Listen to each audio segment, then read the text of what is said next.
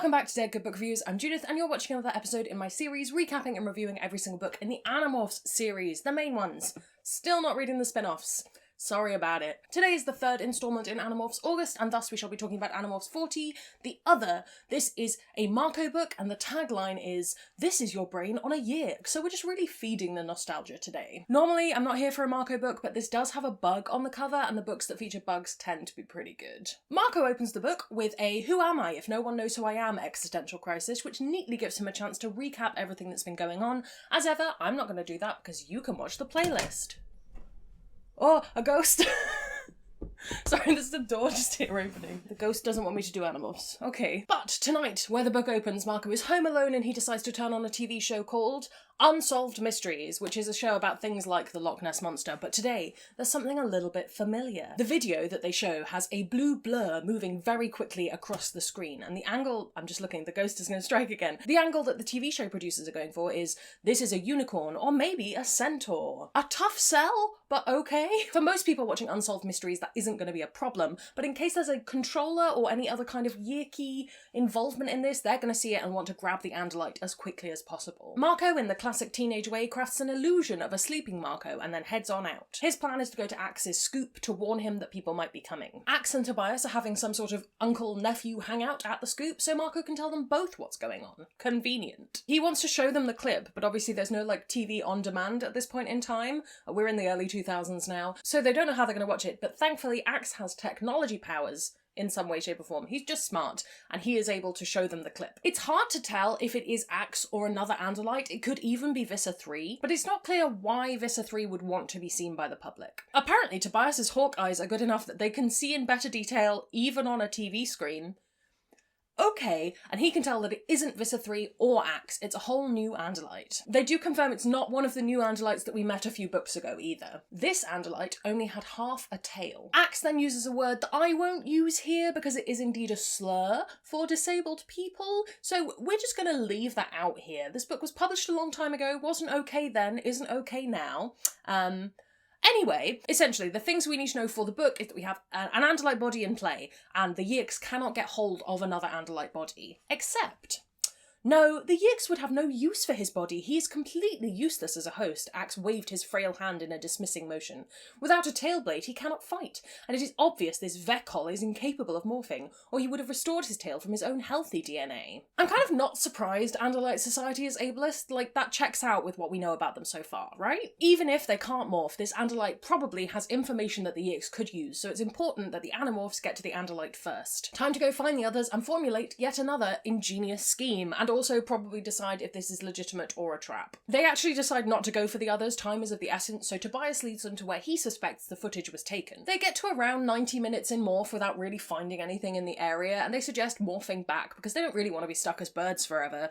Sorry, Tobias. Mid-demorph, Tobias yells at Axe and Marco to get out of there right now, as a possum nearby starts to double, triple in size and turn blue. But we're confirmed it isn't Visser 3 springing a trap, it is in fact a whole new Andalite. And it was not the one we'd seen on television either. This Andalite had a monstrous tail, long and thick, and at its end a blade that, to my terrified eyes, looked a lot like that scythe thing that the Grim Reaper carries. It's just a scythe. It's not a scythe thing. I feel personally attacked. The gist of the description of this new Andalite is just that he's a big boy. He's just big. Thankfully, the beefy Andalite does not attack Marco or Axe, they're just in a stalemate waiting to see who's going to move first. That someone who does move first is indeed Tobias, who swoops down intending to attack. However, he gets sliced by a tail blade and thuds to the floor. Axe stops Marco running after Tobias with a glance, and some private thought speak telling him not to do anything. Axe and the beefy Andalite begin their fight, and Beefy wins quite quickly, tail blade pressed to Axe's throat. Visser 3, the warrior said, his thought speak thick with contempt. At last we meet. I was unaware of the fact that you were such a puny, worthless adversary. Oh, there seems to have been some confusion here. Axe clears up with Beefy that he is not in fact Visser 3. And it turns out that Beefy has actually heard of Axe. I need to stop calling him Beefy, we'll get to it. But he knows that he was Elfangor's brother and that he went down with the dome ship. Everything seems to be going quite well, calming down a little bit, and then Axe mentions the other Andalite, the one with the chopped off tail, and that makes Beefy stress out again. His name is Myrtle Iska Elmand, the Andalite went on in a slightly more normal tone. Oh, I apologise, I said that in a more shouty tone. Never mind. And you will do well to remember that. Axe has heard of this Myrtle. He's a decorated fighter pilot. And also, we finally get a name for Beefy Andalite, and I will stop calling him Beefy Andalite. I am Gaffinilan Estrif Valad. Gaffinilan. Yes. Apparently, he is another fighter pilot with a fairly hefty reputation. Finally, the Tailblades get set aside and Axe has a chance to ask for help. Hey, we've been kind of on our own down here on Earth. Could the Andalites maybe send someone to give us a hand? Gaffinilan does not say yes, unfortunately, saying instead that he's a warrior who's just sort of here to take care of Myrtle, because Myrtle was injured in a previous battle that left them both stranded on Earth. Marco observes, quite rightly, that every time they've encountered Andalites who are kind of going against their very militaristic culture, things seem to go badly. This soldier well might just kill them if he thinks they're in the way. Thankfully, also, because I know you were wondering, they do spot Tobias is moving, so phew! Gaffinilan non-spookily says to forget everything they saw and just leave him alone. I wish you luck on your mission, Aximili, you and your friends, even though it is hopeless. They decide to follow Gaffinilan, which he probably knows they were going to do. They need to figure out where he's going, why he's going there, and why he didn't seem fazed that Marco was a boy with morphing powers. Why didn't he care about that? Or is he going straight to tell the Visser? Tobias has a hard time keeping an eye on him through the trees. Marco has a decent time following him in Wolf Morph, but they do lose the scent. And yeah, they've lost him completely. Axe mentions that there's a possibility that there could be an entrance to the Yirk pool around here, and maybe Gaffinilan went into it. Sure enough, nearby Marco finds the entrance to some kind of passage, which must be where the Andalite went. And they watch as a thoroughly unremarkable man leaves the cave. In fact, Marco describes him as what Jake might look like if he grew up, which proves to me that Jake is the generic man of the group. The man looks around a little bit and then heads off into the forest. They, for some reason, take a really long time to figure out that that was Gaffinilan. Like, they go in, they're sure that this was an entrance to the Yirk pool, they're confident in their convictions, and then they go in, there's no anywhere, it's just a cave, and they're like, oh my goodness, it was him all along. He could morph?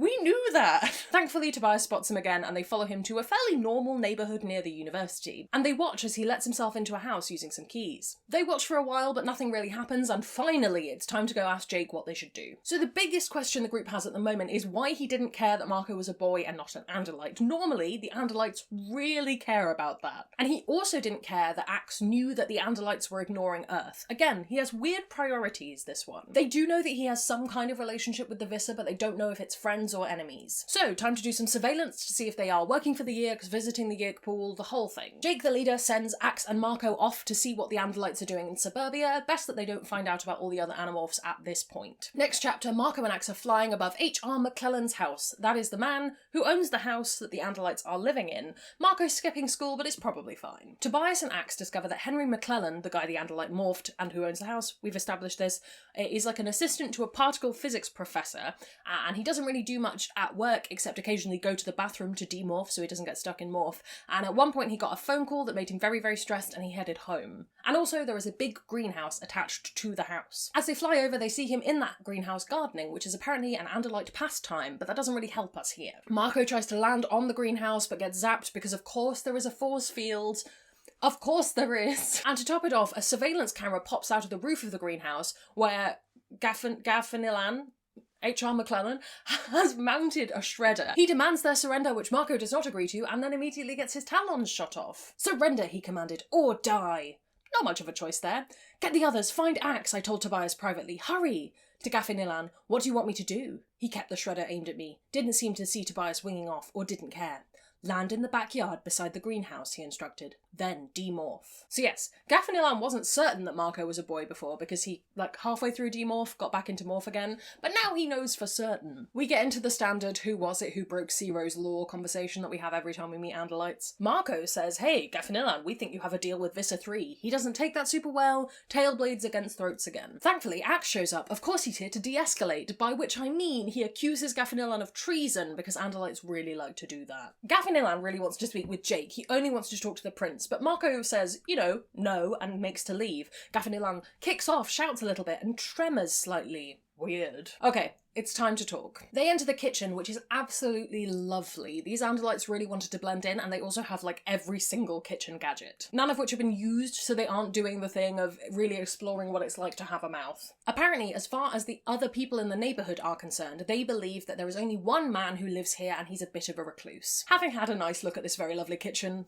presumably kitchen diner combo, I feel. Gaffinelan pops a code into a panel on the wall slides back, revealing Andalite quarters. They've got computers aplenty, they've got TVs playing various news channels, the floor is all grass, they've also got weapon racks and so such. The one thing that Marco can't see is another Andalite, so he suspects there must be another secret wall somewhere. So we learn in this conversation that Gaffinelan has been looking after Myrtle, who lost his morphing powers and also a chunk of his tail. And Gaffinelan's looking after Myrtle because he feels responsible because it was his ship that crashed into it. Right? Okay. Axe says something ableist again about how it would have been better if Myrtle just died a hero's death. We're not gonna know, okay? Marco wants to meet Myrtle, but both Andalites say no, saying seclusion is what he needs right now. I'm so glad I'm not an Andalite. It seems miserable. Marco, thankfully, calls out this behaviour, but the Andalites don't really notice it, and Gaffinelan invites Axe to enjoy an Andalite delicacy, Ilsipar root. There we go.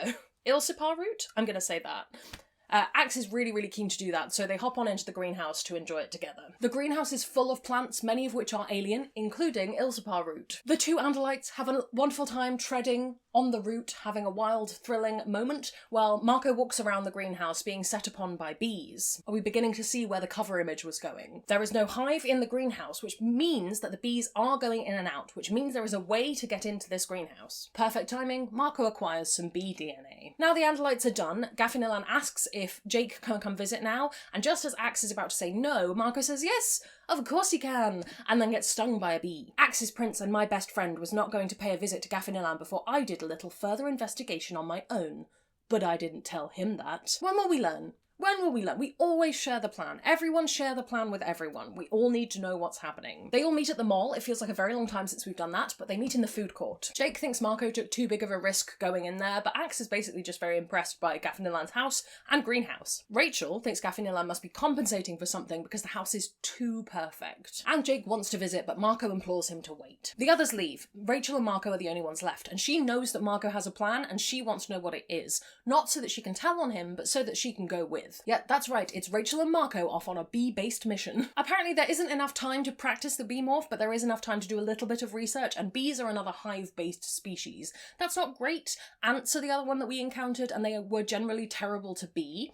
Pun not intended. But it should be alright if they just avoid going anywhere near the beehive. Reader, my guess here is that we're going to end up going near the beehive. The two of them watch from afar as one of the bees goes towards the greenhouse, does kind of like a bee obstacle course, and then slips through a panel into the greenhouse. So yeah, there's probably no way that Marco's going to be able to make it in without following another bee, so sooner than I would have thought, they end up going to the hive. Marco demorphs back to human under the beehive, so he has the least distance to travel, and then gets to bee morph. It's about as icky as bug morphs usually are. Thank goodness Rachel is there to remind Marco immediately, please don't go into the hive, that is a terrible mistake. I mean, if Rachel wasn't here, would Marco just been stuck as a bee forever? That feels like the worst case scenario. Much less useful than being a hawk. Escalating peril, Marco's trying to get into the greenhouse, gets attacked by another bug. Again, Rachel's there to rescue him. And using the magic of bee vision, Marco does indeed manage to make it into the greenhouse. Gaffinelan doesn't close the door into the main house when he leaves the greenhouse, so Marco's able to make his way in. He flies around the house, smelling and looking, but it's more what isn't there that's concerning. I'll tell you what's not in here, I said, and what hasn't been here for a long time. Myrtle. Cut to everyone back together in the barn, and Jake is annoyed that Marco and Rachel went off on their own again. Rachel sprawled out on a stack of hay bales. He doesn't want to hurt us, not yet anyway, but he doesn't want to help us either. He said he wants us to leave him alone, but then he asked to meet Jake. Doesn't make any sense. But Axe has the answer, and it's tied to the fact that he is growing Illispar root, which is a treatment for a particular kind of Andalite disease called Sular's disease, which I'm going to let Axe explain what that is.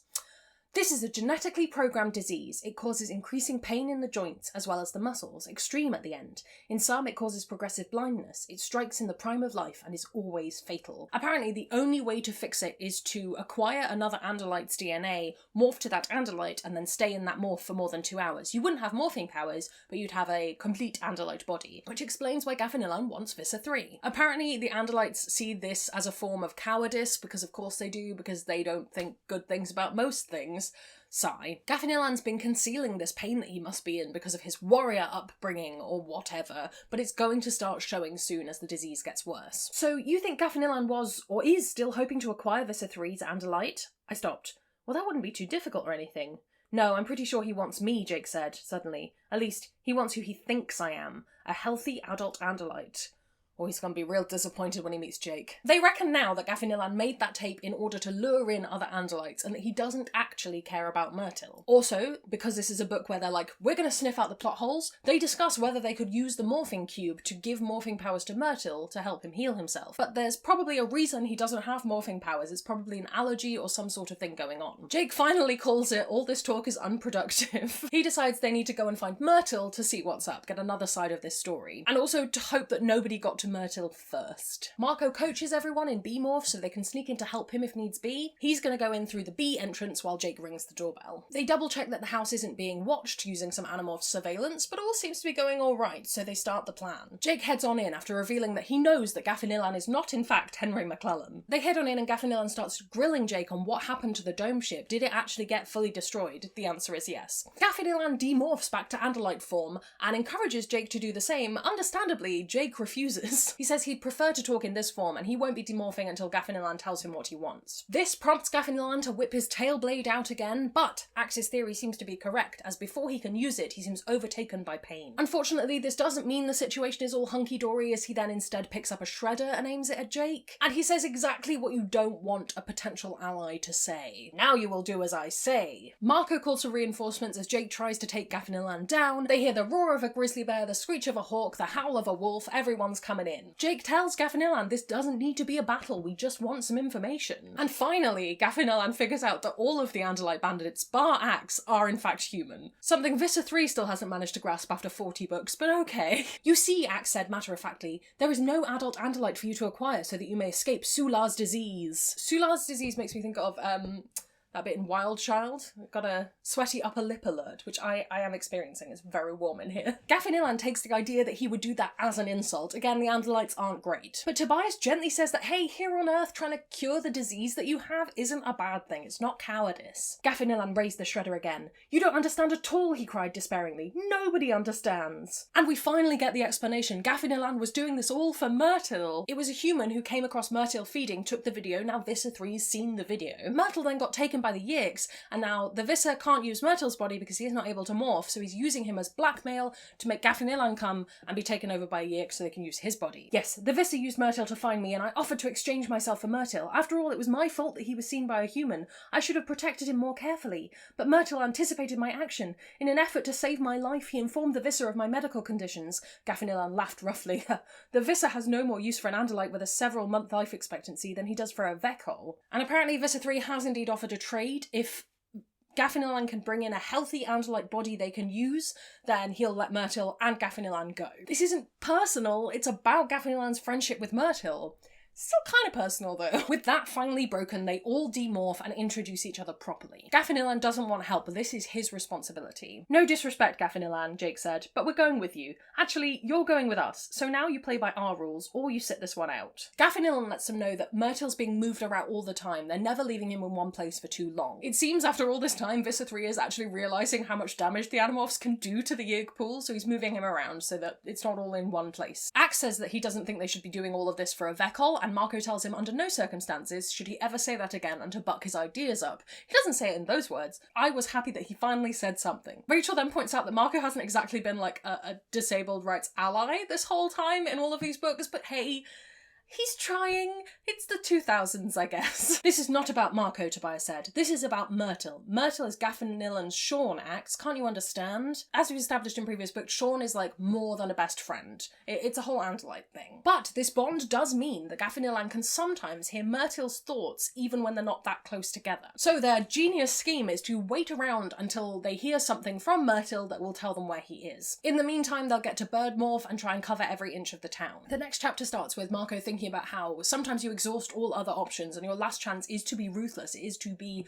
a bit of a pain, it is to potentially use someone completely innocent for blackmail. He can understand how Gaffinilan got to the point that he got to. Jake, I spoke privately, you'd better be aware that we are in serious doo-doo if this guy decides to trade loyalties. Jake is team, let's give him a chance, let's trust him, but they are aware that at any moment Gaffinilan could turn and just use the Andalites as leverage. Anyway, they're flapping around, everyone's birded up, and Myrtil lets them know he's in some kind of graveyard. graveyard. It isn't possible the way that they are where they've been able to hear him. There are no graveyards out that way, it's just a warehouse. They crack it with another clue from Myrtle about rusted metal boxes. There is an abandoned train yard near there that sounds like the right place. They're about to land and get to Battlemorphs when they have to stop.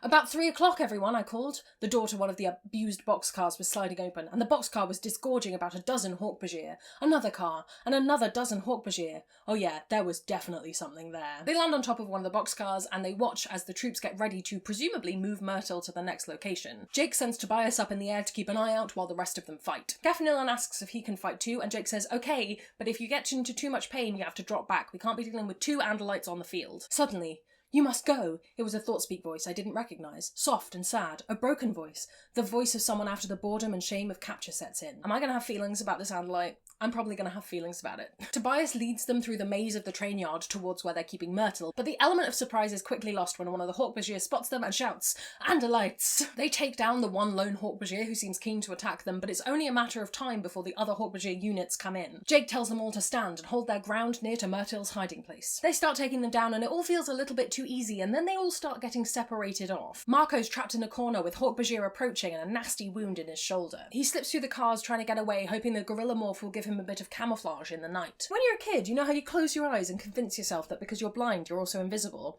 Well, it doesn't work when you're surrounded by 7-foot-tall, horned and bladed, lizard-like enemies. Good to know. Marco scrambles up a ladder onto the top of one of the boxcars, where he can see the truck that's about to take Myrtle away to another location. They're about to lose him again. Marco yells out that he's going to head to the main gate, and anyone who can hear him should join him there. "Axe is back with Gaffnillan," Jake cried. "He's losing it. We're down to 2 soldiers, so look sharp." Like Hyde running across the rooftops, Marco leaps across the trains, trying to get to where they're going to take Myrtle. He manages to make it onto the top of the truck where Myrtle is, which is going mercifully slow at this point. He tries to get to the controller who's driving the truck, but he brakes really quickly and Marco goes flying. He just about stays alive, and then the driver revs the engine, going to run Marco over. Then, crash! A train car. It smashed right into the path of the speeding truck, stopping it dead. Above the sizzling wreckage, I heard Rachel's trumpet of triumph. She's an elephant. She's not just playing the trumpet. Let's hope Myrtle's okay. Marco can't actually open the truck, even with his gorilla strength, but Elephant Rachel has it sorted. Gaffnillan stepped forward. "Is he—" "I am fine, Gaffnillan," Myrtle answered. "They're still in this box." "I will open the truck," Gaffnillan said. "The ghost is back." No, Ghost, I don't have very much time left on this memory card. And yes, beefy Andalite's tail does manage to break open the truck. Myrtle manages to kick his way out, but he doesn't look super happy about it. They all head for the woods, where they're much less likely to be caught by Hawkbajir. Myrtle is shocked that anyone would do all of this for him, and Axe says something ableist again, but they all say, "No, shut up, Axe, shush, we like both of you." Ghost! Axe doesn't quite learn his lesson, but he makes a start on learning not to be a dick, and at a moment, I'll take that. They start getting the Andalites back to the house. Gaffnillan doesn't have much time left. "I would like to end my days honourably, and in the company of my dearest friend." Myrtle, who was no lousy specimen of Andalite warrior himself, stood tall. "As Gaffnillan has cared for me, so now I will care for him. It is my duty." After all, the Visser has no use for 2 Andalite bodies that can't really morph, so he's much more likely to just go after the Animorphs now. Yay! We end the book with Marco having another ponder on identity, and he ends up going to see Myrtle and says, "Hey, when Gaffnillan goes to the Great Andalite Beyond, would you like to hang out sometime? I'm available, we can play video games, it'll be great." And surprisingly, Myrtle agrees. Oh, that one was tough. Not just because it was slightly haunted, just a little bit haunted. Slightly. It's fine. I feel like I get what that one was trying to do, but it didn't quite go all the way there. And the more I learn about Andalite society, the more I'm like, should we be supporting them?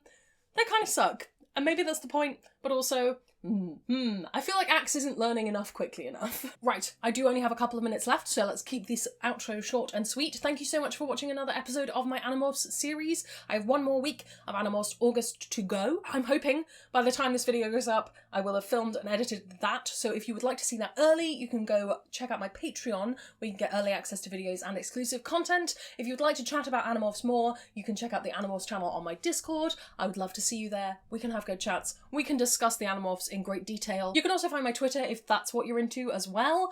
Thank you so much for watching. That's all from me, and I will see you in the next one.